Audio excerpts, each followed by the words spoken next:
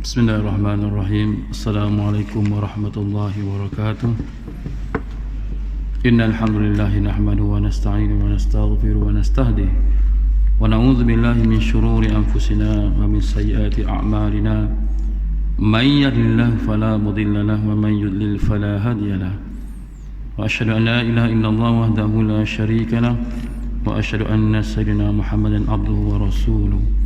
Allahumma aftah alaina hikmataka wa anshur alaina min khaza'ini rahmatika ya arhamar rahimin. Rabbi shrah li sadri wa yassir li amri wahlul 'uqdatam min lisani yafqahu qawli. Allahumma faqihna fid din wa 'allimna ta'wil amma ba'd. Yang dikasihi, dihormati sidang jemaah muslimin dan muslimat sekalian, alhamdulillah summa alhamdulillah. Kesyukuran kepada Allah Subhanahu Wa Taala yang masih lagi beri peluang kepada kita semua untuk mengisi kehidupan hari ini dengan perkara-perkara yang bermanfaat, berfaedah. Moga-moga kita termasuk dalam orang yang bertakwa kepada Allah Subhanahu Wa Taala. Setelah Allah uji kita dengan berbagai-bagai ujian, sama ada dari segi fizikal ataupun dari segi mentalnya, namun alhamdulillah hari ini kita masih lagi menjadi seorang hamba yang beristiqamah dan mencari ketakwaan di sisi Allah Subhanahu Wa Taala dan mencari janji-janji yang telah disediakan oleh Allah Ta'ala. Ulaika hum warithun alladzina yarisuna al-firdausa hum fiha khalidun. Itulah jaminan Allah, ya. Kita akan mewarisi suatu tempat yang kekal abadi, yang di sana penuh dengan kegembiraan, penuh dengan kesenangan, dan sanalah tempat akhirnya yang selalu kita mohon kepada Allah dalam doa kita, Rabbana atina fid dunya hasanah wa fil akhirati hasanah wa qina azabannar, ya. Kebaikan dunia, kebaikan akhirat, dan jauh daripada api neraka. Sudah pasti tuan, itulah visi yang telah ditetapkan oleh Allah SWT kepada kita. Namun dalam visi itu ada misi-misi yang perlu kita sempurnakan. Bila disebut ada visi, mesti ada misi. Jabatan mana sekalipun sebut ada visi, dia mesti ada misi dia, mission dia, pelaksanaan dia, untuk sampai kepada tujuan itu, vision tersebut. Alhamdulillah hari ini tuannya, misi kita yang paling utamanya sebagai seorang hamba di muka bumi hari ini, dan juga Allah lantik sebagai khalifah di muka bumi untuk mentadbir bumi mengikut kaedah ataupun syariat yang diturunkan oleh Allah Subhanahu Wa Taala. Dan hari ini alhamdulillah tuan-tuannya, walaupun dalam dunia hari ini, hal zaman ini, akhir zaman ini masih belum berlakunya pelaksanaan syariat secara total, namun kita pasti kita sedang menunggu kehadiran khalifah Allah, iaitu kita menunggu Imam Mahdi memimpin kita untuk melaksanakan syariat di muka bumi. Perkara ini pasti akan berlaku dan pasti berlaku. Namun sebelum sampai di saat gembira tersebut tuan-tuannya, kita kembali zaman kebenaran nubuah. Sebelum sampai ke saat itu, kita diuji oleh Allah dengan kehadiran Dajjal tuan-tuannya. Dan sebelum kehadiran Dajjal yang sebenar, kita hari ini berhadapan dengan tentera Dajjal yang ada hari ini tuan-tuannya. Inilah saat yang kita memuridkan kata Nabi SAW, yang takut pada umat di hari ini, takut terjebak dengan mainan jerat-jerat tentera Dajjal. Sebab tu tuan, Allah Subhanahu Taala tuan-tuannya mengingatkan kita, ya, walan tarda'an kal yahudu walan nasara hatta tattabi'a millatahum. Tentera Dajjal ini terdiri daripada golongan Nasara, Yahudi tuan-tuannya, yang sentiasa hari memburu umat Islam tuan-tuannya, ya. Apa perkara sekalipun yang berlaku pada umat Islam yang boleh memberi kebaikan kepada umat Islam, mereka akan attack, mereka akan serang tuan-tuan. Sehingga kan umat Islam sujud kepada mereka, bagaimana orang yang beriman sujud kepada Dajjal tuan-tuan. Jadi hari ini banyak negara-negara dunia tuan-tuannya, negara Islam yang telah tunduk kepada golongan kufar ini, ya. Sehingga menjadikan kita tuan-tuannya, kita hari ini ibaratnya orang Islam yang tak berbapa. Nak mengadu ke siapa tuan-tuannya? Nak pergi Arab Saudi, tak ada jalan. Nak mengadu kepada UAE, tak ada jalan. Yang boleh mengadu sikit pun kepada, orang kata hari ni yang ada sikit lah, mengadu kepada Turki. Itu pun tuan-tuannya, tentera Dajjal sedang berkumpul, bergabung untuk memusnahkan Turki. Wallah tuan-tuan, kita harap dia ni tidak akan berlaku tuan-tuannya. Tengoklah hari ni tuan, kita diburu tuan-tuan, umat Islam akhir zaman. Sebelum mereka juga percaya akan datangnya, iaitu Imam Mahdi yang akan memusnahkan mereka. Tapi sebelum itu tuan-tuannya, mereka akan buat berbagai-bagai perkara yang boleh menjuruskan tersebut dengan tipu daya mereka, supaya orang Islam kadang-kadang terkesima dengan pujuk rayu mereka tuan-tuannya. Orang Islam tak nak terlibat dalam bidang perniagaan. Sebab apa? Sebab terkesima dengan pujuk rayu mereka. Mereka mencerita perkara-perkara yang betul-betul kedatangan Imam Mahdi tuan-tuannya. Jadi orang Islam duduk relax je, duduk masjid, duduk tasbih, baca Quran. Politik tak terlibat, ekonomi tak terlibat, sosial tak terlibat. Punah ranah masyarakat di luar sana tak ada pembimbing tuan-tuan. Sebab orang Islam tak nak berkecimpung dalam dunia tersebut tuan-tuan. Sedangkan itulah manhaj yang dibawa oleh Nabi sallallahu alaihi wasallam mengikut acuan yang diturunkan oleh Allah Taala. Jadi manhaj inilah tuan-tuan, sistem inilah yang hari ini nak kita berbetulkan. Paling utamanya kita berbetulkan sistem ini dalam keluarga kita sendiri tuan-tuan. Ya, sebagaimana kata Allah, qu anfusakum wa ahlikum nara. Jaga diri kamu dan keluarga kamu dari api neraka. Jadi sistem hari ini tuan-tuan, nak betulkan dunia tuan-tuannya, kita kena betulkan dulu diri kita dengan sistem-sistem yang ada hari ini. Jangan kita hari ini terpengaruh dengan perkara-perkara yang dilarang oleh Islam tuan-tuannya. Kebanyakan yang mengikut Kristen Dajjal ini, mereka yang ilmu agama ni tuan-tuan terlalu kuranglah ilmu agama. Kita ni alhamdulillah tuan-tuannya, hari-hari terdedah dengan kuliah, dengan ceramah, pengisian, tak boleh masjid surau, tak boleh surau YouTube, tak boleh YouTube, Facebook dan sebagainya. Sentiasa kita ikuti, update tuan-tuannya. Ada ceramah kita masuk je, ya. Mana orang ceramah kita live kita dapat hari ni, tak dapat live kita tengok rakaman nanti YouTube sebagainya. Itu orang sifat orang beriman sentiasa tuan-tuannya mencari kebenaran tuan-tuannya. Tapi tuan-tuannya di sana juga ada jalan-jalan yang menghancurkan kita. Di sebalik ada kuliah-kuliah di YouTube, ada juga perkara-perkara yang disiarkan kepada kita, pesta-pesta maksiat dan sebagainya tuan-tuannya. Subhanallah tuan-tuannya. Itulah petanda aras bagaimana kita nak hari ini nak memperlihatkan kepada Allah Ta'ala, nak persembahkan kepada Allah Ta'ala hasil daripada ibadat kita selama ini. Mampu tak iman yang ada hari ini melawan perkara-perkara begini? Kalau dalam YouTube pun tuan-tuannya tak mampu kita nak lawan tuan-tuannya, subhanallah, nipis benarlah iman kita. Tengok YouTube ceramah Izhar terus mari iklan. Mari iklan macam-macamnya. Mula pakai baju, pakai seluar, batu bogey tu. Kita pun tinggal tu kuliah, tengok tu tuan-tuannya. Allah, bermakna kita tewas dalam perjuangan hari ini. Yang kita sembahyang selama ini, yang kita zikir selama ini, yang kita sedekah selama ini, tak mampu menjadi penampan ataupun antibiotik kepada virus-virus ini tuan-tuannya. Virus-virus maksiat inilah paling bahaya sekarang tuan-tuannya. Bila kedatang dengan berbagai-bagai gaya tuan-tuannya, dalam bentuk hiburan dan media, berbagai-bagai ada yang menyerang kita tuan-tuannya. Sebab itulah hari ini yang utama ialah ibadat kita kena ikhlas kepada Allah Ta'ala. Mari masjid ikhlas kerana Allah, mari surau ikhlas kerana Allah, bersedekah ikhlas kerana Allah dan sebagainya. Kita buat perkara mestilah ikhlas utamanya. Nak hadir sifat ikhlas ni tuan-tuannya, Masya Allah, mujahadahnya bukan main-main mujahadah tuan-tuannya. Sebab syaitan ni berjanji dengan Allah Ta'ala nak goda anak Adam ini tuan-tuan, sampai kita ni mengikut mereka tuan-tuannya. Jadi langkah-langkah syaitan inilah yang perlu kita awasi hari ini tuan-tuannya. Kena awasi supaya apa?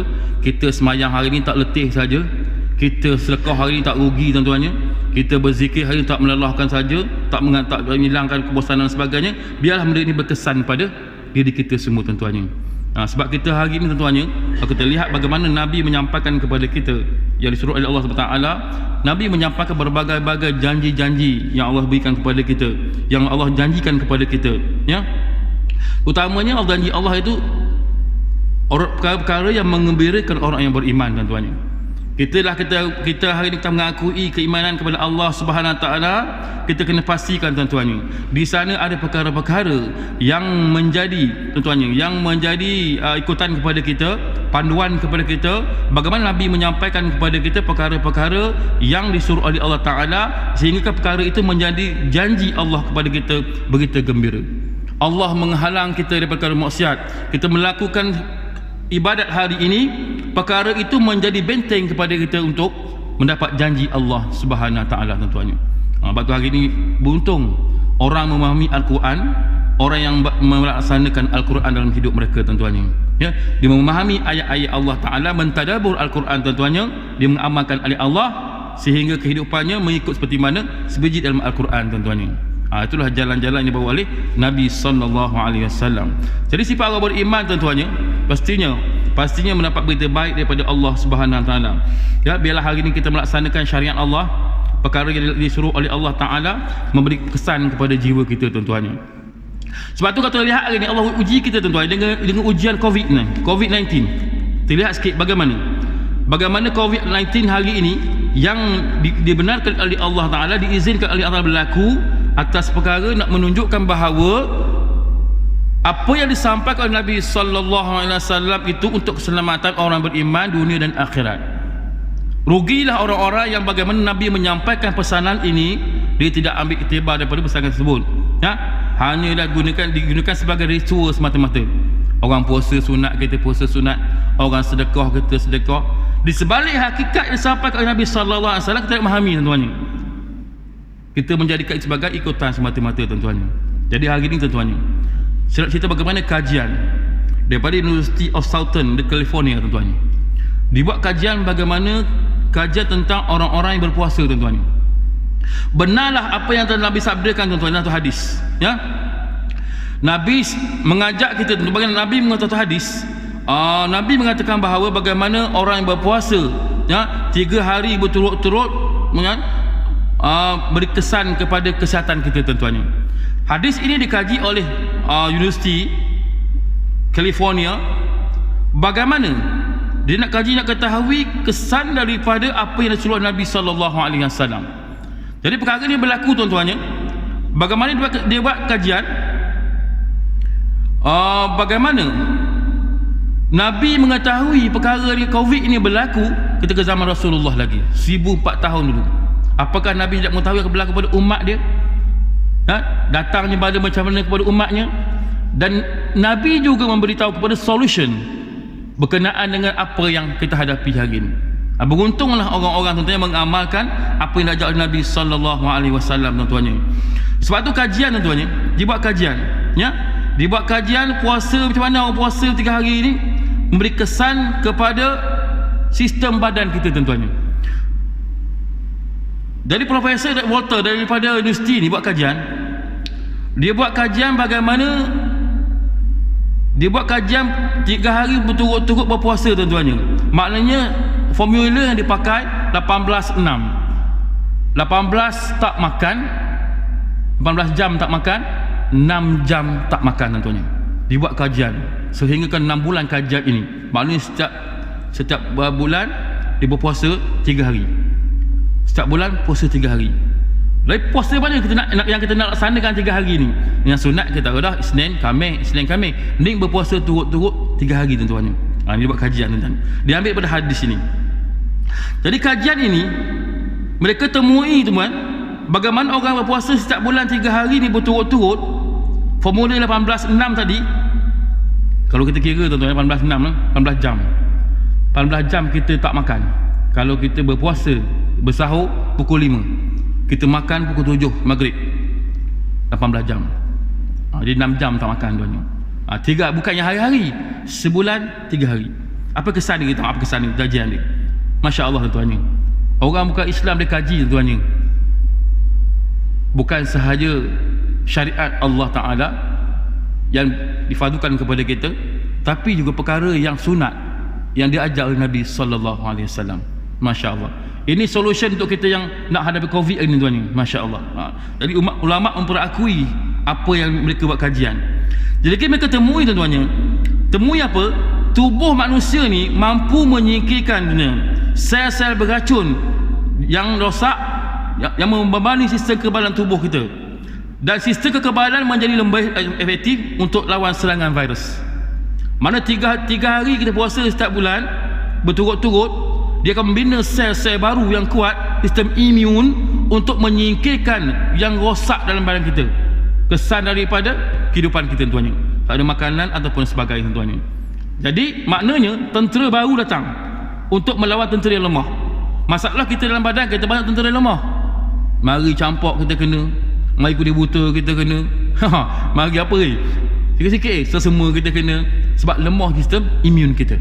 Jadi dia buat kajian bagaimana orang Islam hari ni yang dia baca Nabi SAW kesan daripada yang disuruh puasa 3 hari itu. Jadi Profesor Walter ni dia buat kajian betul-betul 3 hari ni, dan dia katakan tubuh yang penuh yang keadaan kelapar itu mampu menyingkirkan sel-sel kekebalan yang tidak diperlukan, terutama sel yang rosak, dan membina sel-sel putih baru yang lebih aktif mampu menyerang virus. Tu kesan tuan-tuannya yang Nabi sabda tuan-tuannya, bagaimana tuan-tuannya berpuasa hari putih tuan-tuannya setiap bulan. Hari putih bila? 13, 14, 15 tuan-tuannya. 3 hari betul-betul setiap bulan. Kesan ni tuan-tuannya. Kita hari ni kena amal tuan-tuan. Sebab tu di akhir zaman tuan-tuannya, ya, kita kena berpegang kepada Islam yang dibawa Nabi SAW. Setiap yang perkara yang berlaku akhir zaman, mustahil Nabi tidak mengetahuinya tuan-tuannya. Dan Nabi bagi solution dia bagaimana untuk kita hadapi perkara tersebut. Dari lepas ni tuan-tuannya hari putih, ya, hari putih bulan Islam 13, 14, 15, tengah bulan tu kita puasa 3 hari berturut-turut tuan-tuannya. Tu kesan dia tuan-tuannya, masya-Allah tuan. Jadi kita hari ni tuan-tuan, sebab hari ni apa yang Nabi ajar kita tak ikut, kita amal. Yang tu kita mudah kena serangan virus, ya. Virus apa datang sekalipun, kullu nafsin za'iqatul maut. Virus itu dia hidupan juga, makhluk Allah, dia mesti mati tuan.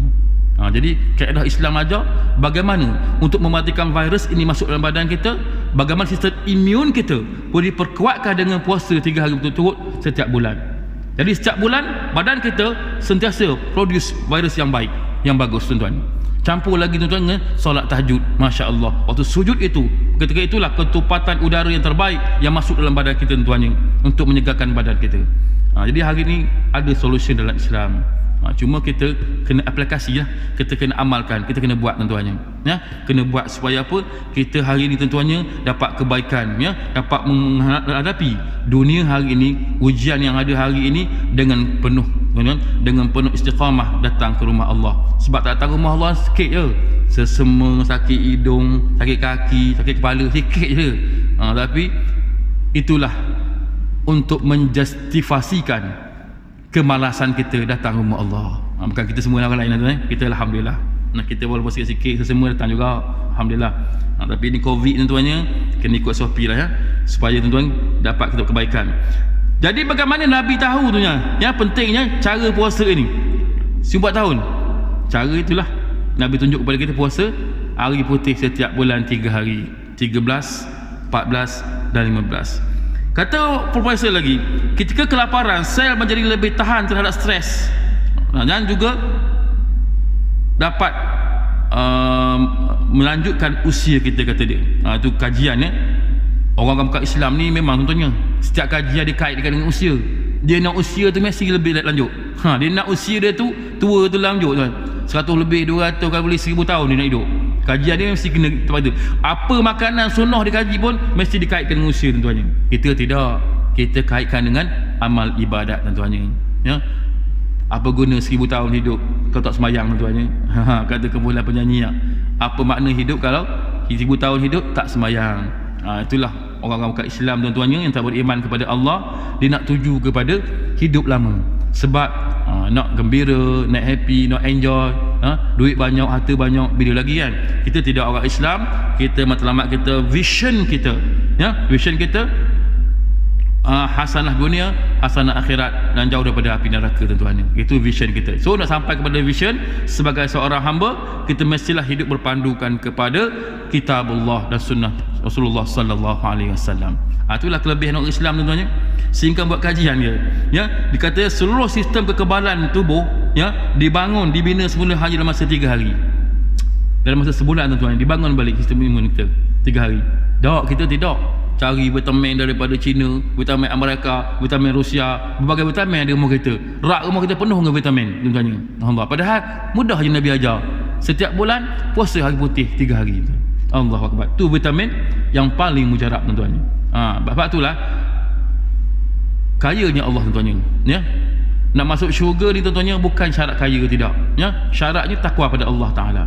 Jadi hari ni semua orang boleh takwa pada Allah Taala, tapi mestilah melalui jalan-jalan yang dibawa oleh Nabi sallallahu alaihi wasallam. Kata profesor lagi, lapar 3 hari tubuh dapat menyingkirkan sel-sel yang rosak dan lemah, dan sistem kekebalan baru dibina untuk melawan virus secara efektif tuan-tuan.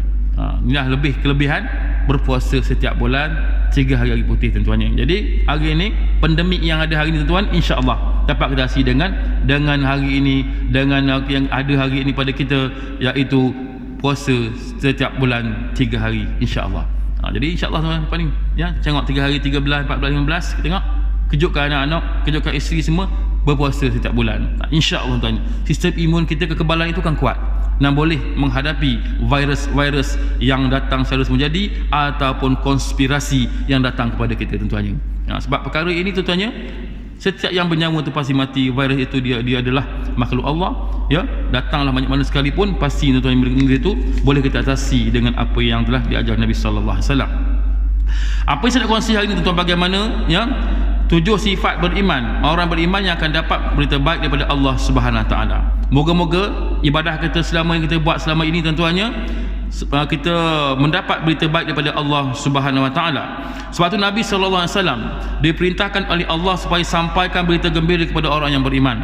Jadi beruntunglah kita tuan-tuannya, orang Islam yang beriman kepada Allah Ta'ala, melaksanakan perintah Allah Ta'ala, bagaimana Nabi menyampaikan berita gembira kepada kita semua bahawa takkan rugi hidup, bahkan jadilah kita ini insan-insan yang berguna dan bermanfaat tuan-tuannya. Jadi dengan 7 sifat yang dikatakan oleh Allah Ta'ala ini tuan, maka akan mencapai darjat kita sebagai seorang mukmin yang sempurna imannya, ataupun kamilul iman panggil. Jadi berbeza hidup daripada kehidupan orang-orang yang bersifat munafik tuan-tuan. Jadi kelebihan kita hari ini tuan, bila bersandarkan kepada Al-Quran dan hadis, insya-Allah selamat kita. Allah berfirman dalam surah At-Taubah tuan-tuan, At-taibun al-abidun al-hamidun as-sajidun ar-raki'un as-sajidun al-amirun bil ma'ruf wan nahu 'anil munkar wal hafizuna li hududillah wa basyiril mu'minin. Firman Allah yang bermaksud, mereka itulah orang-orang yang bertaubat, beribadah, memuji Allah, mengembara demi ilmu dan agama, rukuk dan sujud, menyuruh perkara makruf dan mungkar, dan memelihara hukum Allah. Dan gembiralah orang-orang yang beriman, kata Allah Subhanahu Wa Taala. Jadi ayat ini sebagai panduan kepada kita bagaimana Allah mewahyukan kepada Rasulullah sallallahu alaihi wasallam berkenaan ayat ini untuk disampaikan kepada manusia, kepada kita semua. Moga-moga menjadi panduan kepada kita. Yang pertama kata Allah, orang-orang yang mendapat berita gembira daripada Allah, yang pertama orang yang bertaubat tuan-tuannya. Tak, saya ni tak pernah masalah. Kita ni tuan-tuannya tak lagi daripada buat kesilapan. Kesilapan yang paling besar dalam hidup kita iaitu kita lupa kepada Allah Ta'ala. Itu kata ulama, kesilapan yang paling besar. Saya tak mencuri, tak berzina, tak kata orang, tak apa, tapi kita lupa kepada Allah. Kadang-kadang inilah ujian yang paling berat pada kita dalam hidup kita tuan-tuannya. Kita mentauhidkan Allah, tapi kadang-kadang kita lupa kepada Allah Subhanahu Ta'ala. Macam orang sakit tuan-tuannya, bagi dia kalau tak ada ubat tu memang dia rasa mati lah. Sedangkan tahu dah nak mati dan sihat itu daripada Allah Ta'ala, tapi kerana ujian itu kadang kita melupakan Allah Subhanahu Ta'ala, sehingga kan solat hajat itu pilihan terakhir tu. Cari pakar sana, cari pakar sini, cari bomoh sana, bomoh sini, sampai ke siang pergi berubat tuannya. Yalah, jiran kata solat hajat belum? Tak lagi. Berjuta dah duit habis tuannya. Berjuta dah duit habis tuannya. Barulah orang solat hajat. Barulah buat solat hajat, baru ingat ke Tuhan tuannya. Masya Allah. Ini kita hari ini ulama kata kesalahan pendosa yang paling utama hari ini beriman, iaitu lupa kepada Allah Subhanahu Ta'ala tuan-tuannya. Jadi ayat ini tuan-tuannya beri panduan kepada kita hari ini bagaimana perhambaan kita kepada Allah Subhanahu Ta'ala tuan-tuannya, mesti kita tuan-tuannya sebagai seorang hamba, kita jangan mengingati Allah Subhanahu Ta'ala dalam kehidupan hari ini walaupun kita ditimpa oleh Allah kesenangan ataupun kesusahan. Sebab apa tuan-tuannya? Kesenangan kesusahan itu adalah urusan Allah untuk menguji manusia. Bagaimana hari ini Allah menguji manusia dengan kesenangan untuk menguji adakah dia mampu mentadbir kesenangan yang diberikan oleh Allah Ta'ala untuk takwa kepada Allah Ta'ala. Dan Allah menguji kesusahan, kemiskinan, apakah kemiskinan itu mampu manusia dengan iman yang ada pada mereka mampu mentadbir diri mereka supaya taat kepada Allah Subhanahu Wa Taala. Ramai hari ini orang Islam tuan-tuannya, yang orang kaya ke yang miskin, yang kufur kepada Allah Taala, sehingga kan ada yang ucap pada mulut mereka sendiri tuan-tuan, Allah tuannya ucap pada mulut sendiri tentang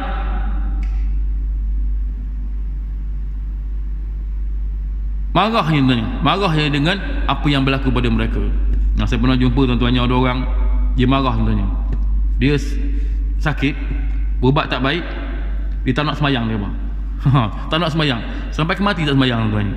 Ada arah tuan-tuannya, nak buat macam mana? Tu kesan dia tuan-tuannya.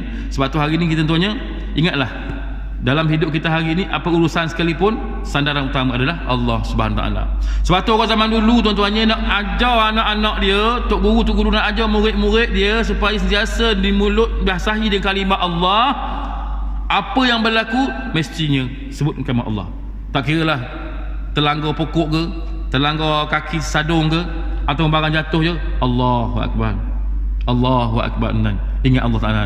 Sebab tu kesan dia tuan-tuannya hari ini. Tengok hari ni orang yang berguru pada zaman-zaman dulu tu 70-an 80-an, tengok kesan dia dengan budak-budak zaman sekarang tuan-tuannya. Allah belajar bidang agama lah tuan-tuan, tapi mulut dia tak dibahasahi dengan kalimah Allah. Ya, apa yang berlaku keluar pada perkara kebiasaan dia lah. Kebiasaan dia sebut apa? Rimau lah. Ke dia sebut. Hari ni sebab tu orang dulu tuan-tuannya silap sebut sikit. Zaman saya tuan-tuan, zaman saya memang kena penampar lah. Sebut selain pada Allah memang kena. Kita teringat Allah, Masya Allah. Tu cara didikkan dulu tuan-tuannya. Tapi kita sekarang ni jauh sangat tuan-tuannya, jauh sangat lah. Sebab kita hari ni, bila kita hari ni kita tengok sahabat-sahabat kita pergi ke rumah sebagainya, kalau anak-anak tuan-tuannya sebut benda-benda tak elok, dia diam je ya. Orang dulu jeling tuan-tuannya, jeling memang kena balik lah. Jadi kita hari ini kena kembali tuan-tuannya, kembali kepada Islam yang diamalkan tuan-tuannya, supaya kita hari ini kata Allah menjadi orang yang bertaubat kepada Allah Subhanahu Wa Taala ya. Kembali kepada Allah, taubat itu maksudnya kembali kepada Allah Taala tuan-tuannya ya, supaya kita terhindar daripada sifat-sifat golongan munafikun tuan-tuannya, yang dalam diri itu ada perkara-perkara yang menentang syariat Allah Subhanahu Wa Taala. Yang kedua kata Allah, yang beribadah, yang ini menghambakan diri pada Allah Taala tuan-tuannya ya. Bagaimana beribadah kepada Allah Ta'ala, menjadi orang yang benar ikhlas tuan-tuannya. Semoga kita menjadi orang beribadah kepada Allah yang ikhlas. Moga-moga keikhlasan itulah yang mengangkat derajat kita kepada Allah Subhanahu Wa Ta'ala tuan-tuannya. Untuk bagaimana ibadat ni tuan-tuannya, hari ini kita hari melaksanakan perintah Allah Subhanahu Wa Ta'ala tuan-tuannya, nak sampai ke makam yang dikatakan makam yang kata ikhlas kepada Allah Ta'ala. Mujahadah yang dikatakan tadi bukan senang tuan-tuannya. Bukan senang, sebab kadang Allah uji kita dengan kelebihan daripada kita. Kadang-kadang kita memperkecilkan orang lain ya. Kadang-kadang kita pandang rendah pada orang lain tuan-tuannya dengan kelebihan Allah berikan kepada kita tuan-tuannya. Sebab tu tuan-tuannya hari ini Masya Allah tuan-tuannya, saya nak kongsi bagaimana tuan-tuan disampaikan oleh Al-Fadhil Ustaz Dr. Abdullah Al-Fatani berkenaan keikhlasan seorang beristiqamah dalam ikhlas dalam ibadat dia tuan-tuannya.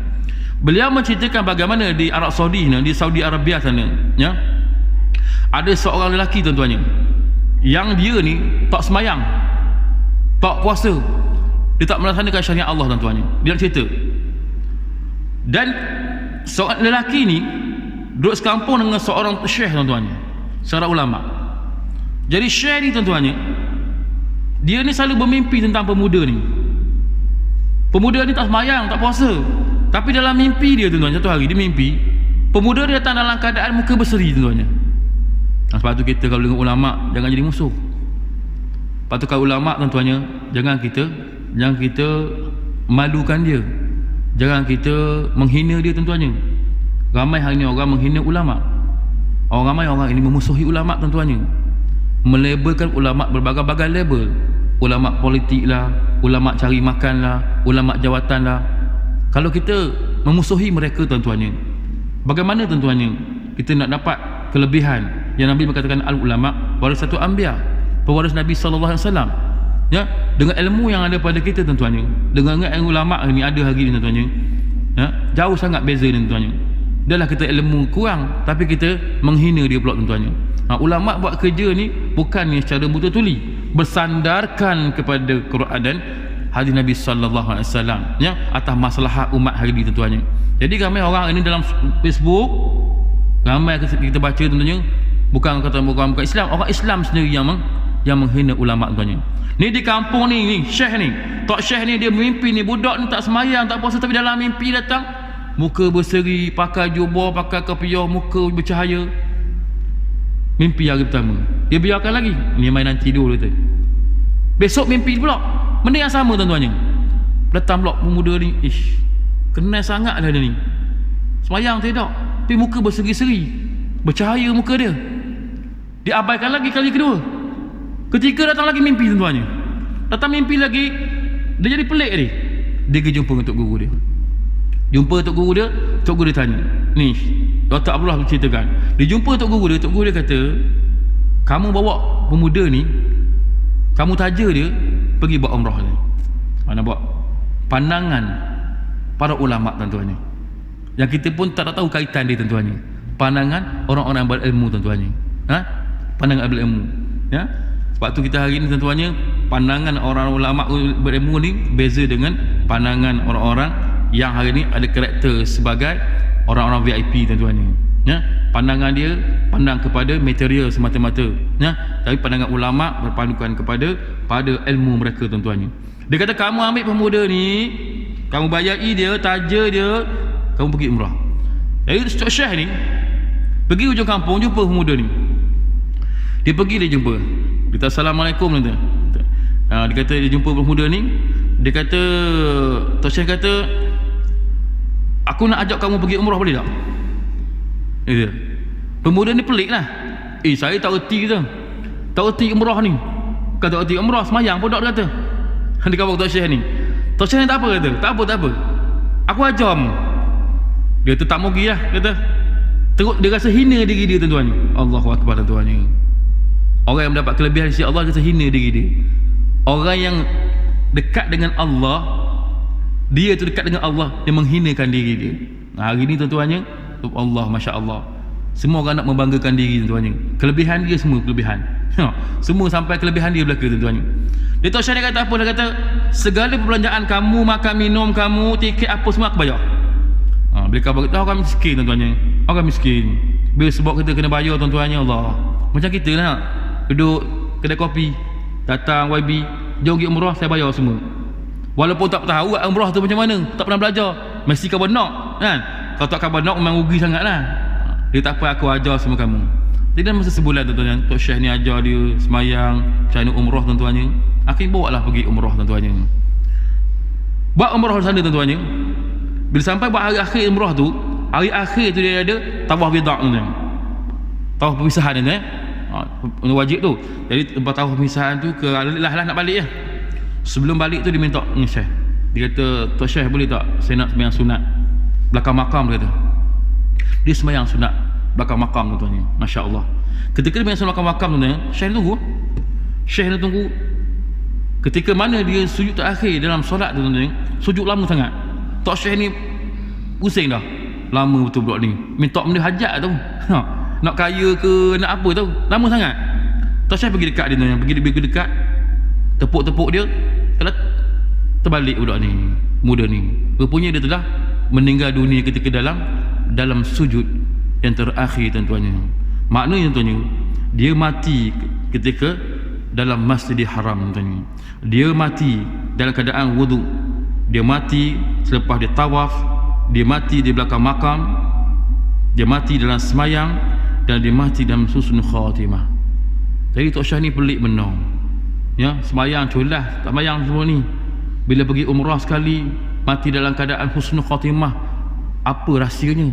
Balik kampung, jumpa isteri dia tuan-tuannya. Jumpa isteri lelaki ni, dia kata nak tanya sikit dia kata, suami awak, dia kata ni mati dalam keadaan baik, kata. Nak tanya sikit, apa amalan sebenarnya? Apa amalan yang terbaik yang dia buat ni? Isteri dia kata, dia biasa-biasa je, tak ada amalan yang istimewa pun, kata. Tapi dia ni setiap hari ni kat kampung ni ada seorang ibu tunggal, dia kata. Isteri tak, suami tak ada, anak tak ada, cucu tak ada, adik-beradik tak ada. Ibu tunggal ni lemah, tak kerja, tak terdaya. Apa yang dia buat? Setiap hari 2 kali dia akan hantar roti, pagi petang, begitu dia buat tu. Masya Allah tuan-tuan. Inilah kesan daripada ikhlasnya dalam kita bersedekah tuan-tuan. Bukan senang tuan-tuan nak cari ikhlas dalam bersedekah.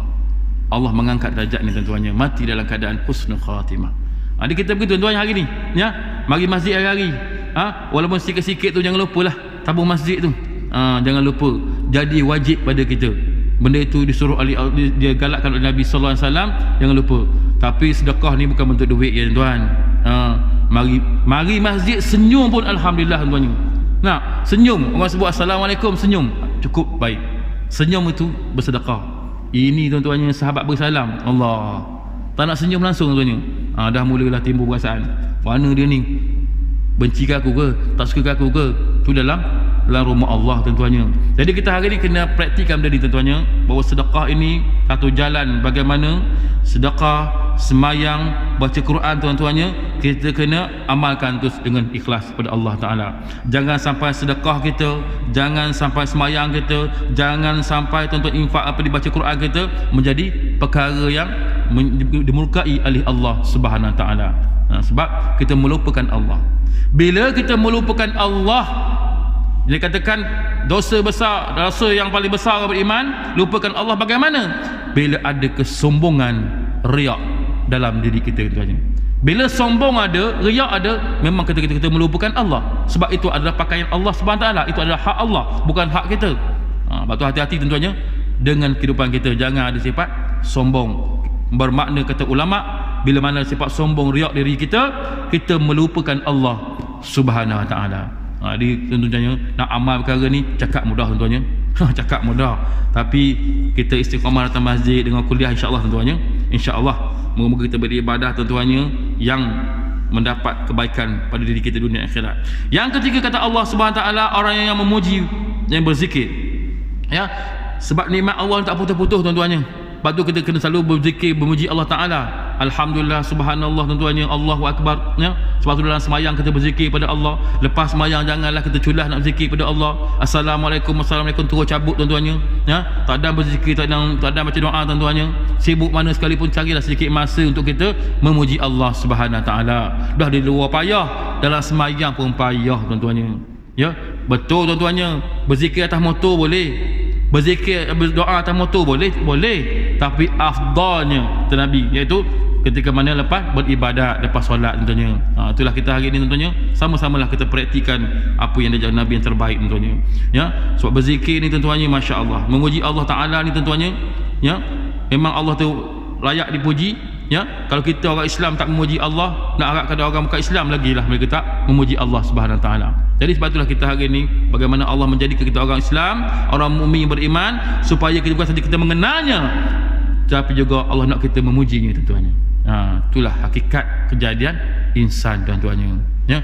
Allah nak jadikan kita ni supaya kita ni tahu bahawa Allah itu adalah yang esa tuan-tuannya. Allah jadikan kita tuan-tuannya dekat sempurna. Allah nak kita nak puji dia. Allah buatkan ibadat hari ni, syariat diberi oleh Allah Taala untuk kita memuji keesaan kebesarannya tuan-tuannya. Kerana dia yang selayaknya dipuji, kerana mengatur dunia ini seisinya dengan sebaik-baiknya. Walaupun ada orang kufur, walaupun ada orang tuan-tuan tak beriman pada Allah, walaupun ada orang derhaka tuan-tuannya, tapi tetap mengalir akan kasih sayang Allah. Batulah kita hari ini jangan putus memuji Allah Taala. Yang ketiga, yang keempat, kata Allah Subhanahu Taala, orang yang mengembara tuan-tuannya. Ini suruhan dalam Islam tuan-tuannya. Mengembara apa? Kerana ilmu, kerana cari rezeki tuan-tuannya, mengembara. Sebab tu orang mengembara ni banyak peluang dia memuji Allah Ta'ala, ya. Allah bagi peluang. Orang yang bagi Allah rezeki yang lebih, dia pergi merantau, dia pergi naik kereta, pergi sekeliling dunia, masuk Thailand, Vietnam, pergi ke India tuan-tuannya. Nak tengok Allah nak uji dia, nak uji dia memuji Allah tidak. Dia tengok kelebihan negara lain, subhanallah.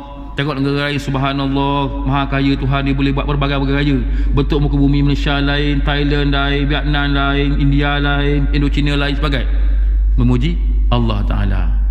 Tapi kebanyakan orang pergi ziarah tuannya, orang pergi melancong melihat kebesaran Allah. Kadang sebutan dia kadang wow, tak sebut dah, tak ada dah, masya Allah, subhanallah, Sebutan kadang-kadang kita dengar Allah sakit telinga. Sedangkan Allah bagi kelebihan pada dia untuk dia mengembara itu, mencari ilmu supaya dekat kepada Allah Subhanahu taala. Cara orang mentadbir kalau orang ada duit orang lain. Orang mentadbir orang miskin lain. Orang kaya ni orang mentadbir ada cara itulah. Duit banyak. Mana kita esok? Makan London. Oh, naik kapal terbang. Subhanallah. Maha kaya Tuhan. Boleh ya mengampunkan besi atas langit. Allahu akbar. Duk berzikir sampai ke London tuannya. Balik ke London pula subhanallah, masyarakat Allah buat manusia berbagai-bagai. Ada yang taat, ada yang kufur, ada yang beriman dan tidak. Masya-Allah. Sentiasa memuji, mengingati Allah Subhanahu taala. Tapi hari ni sebaliknya tuan-tuannya, sebaliknya berlaku hari ni sedih tuan-tuannya. Bila mana Allah bagi kelebihan pada kita dunia ini dengan kemewahan harta benda, kita boleh mengelilingi dunia tapi kita lupa kepada Allah. Balik Malaysia, kawan pergi Thailand, tu dia makanan dia sombong tu, orang dia bagus sopan, kawan pun bagi sedekah banyak, riak tu.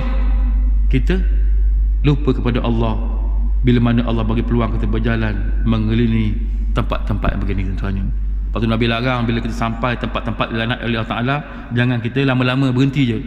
Laut Mati ke, tempat kaum Ad, kaum Samud ke, kalau ikut hadis yang saya belajar lah, dia larang kita lama situ, kita berhenti sekejap untuk tempat-tempat dilaknat itu, berhenti sekejap melihat akan kebesaran Allah Subhanahu Taala. Duduk lama-lama tempat yang diberkati, Masjidil Haram ke atau masjid-masjid yang lain tempat tak berkati oleh Allah Subhanahu Taala. Ni kita pergi tempat-tempat yang maksiat lamanya. Tengok Hollywood, tengok Disneyland, lama tu, pagi tu situ. Pergi masjid sejam je, panas punggung dah balik tuan. Maknanya tak capai yang hari ini darjat mukmin dalam diri kita dengan ibadat kita, sembahyang negara kita, pergi negara lain, kita tuan-tuannya kita lupa pada Allah Subhanahu Taala. Hati-hati orang diberikan oleh Allah nikmat kaya tuan-tuannya, ujian dia, jangan kita kata kita boleh pergi sedekah negara lain, bantu orang miskin, kita kata kita selamat. Tidak, sebab ujian Allah itu bagaimana timbul sifat riak, sombong, takbur dan sebagainya. Itu bagaimana orang mentadbir orang kaya. Sikit lagi. Seterusnya yang kelima kata Allah Ta'ala, orang yang rukuk dan sujud, maknanya istiqamah dan sembahyang lah. Kita pergi mana sekalipun sekalian, jangan lupa bahawa itu adalah tiang agama. Dan yang keenam kata Allah, orang yang suruh buat benda yang baik dan cegah kemungkaran. Ini paling utama tuan-tuannya dalam bab ini. Untuk mencegah kemungkaran, suruh benda baik, kita perlu ada kuasa. Kuasa ni dalam dunia sebut kuasa politik lah. Kalau tak ada kuasa politik, macam mana kita nak suruh orang buat baik? Macam mana kita nak mencegah kemungkaran kalau tak ada kuasa politik? Jadi kita hari ini orang Islam kena pegang tampuk pemerintahan dalam negara kita ataupun menguasai dunia khususnya. InsyaAllah kedatangan Imam Mahdi akan menyempurnakan tuan-tuannya penguasaan Islam pada seluruh dunia tuan-tuan, menjadikan kita hari ini selamat tuan-tuannya, supaya kita selamat dunia dan akhirat tuan-tuannya. Kerana pastinya Imam Mahdi ini mau berita gembira kepada umat Islam tuan-tuannya. Dan yang seterusnya tuan-tuannya, yang ketujuh kata Allah Subhanahu Taala, orang yang jaga hukum Allah ya. Kita hari ini bersandarkan kepada hukum Allah, syariat ini yang wajib, sunat, makruh, harus dan juga haram. Kena jaga perkara ini tuan-tuannya, kerana inilah tapaknya dalam kita membina kehidupan kita hari ini, bersandarkan kepada hukum-hukum ini. Moga-moga kita tidak terlalai dalam memilih jalan kehidupan kita yang berlandaskan kepada 5 hukum ini. InsyaAllah tuan-tuannya, moga-moga Allah bagi pahaman kepada kita sedikit perkongsian. Moga-moga hari ini tuan-tuannya kita mendapat kebaikan, sedikit perkongsian yang boleh bagi panduan kepada kita, kefahaman kepada kita berkenaan dengan janji Allah, iaitu janji Allah kepada orang-orang yang beriman. InsyaAllah berita baik ini akan sampai telah sampai kepada kita, dan kita ambillah iktibar apa yang telah disampaikan oleh Nabi SAW. Yang baik itu datang daripada Allah Ta'ala, yang kurang kelemahan diri sendiri. Minta maaf kasar bahasa terlanjur bicara. Sama-sama kita baiki kelemahan diri kita tuan-tuannya, utamanya dalam solat kita. Moga-moga solat kita hari ini, inna solata tanha anil fahsya wal munkar ya. Moga-moga solat kita mampu mencegah perkara yang keji dan munkar, insya-Allah. Wallahu alam. Assalamualaikum warahmatullahi wabarakatuh.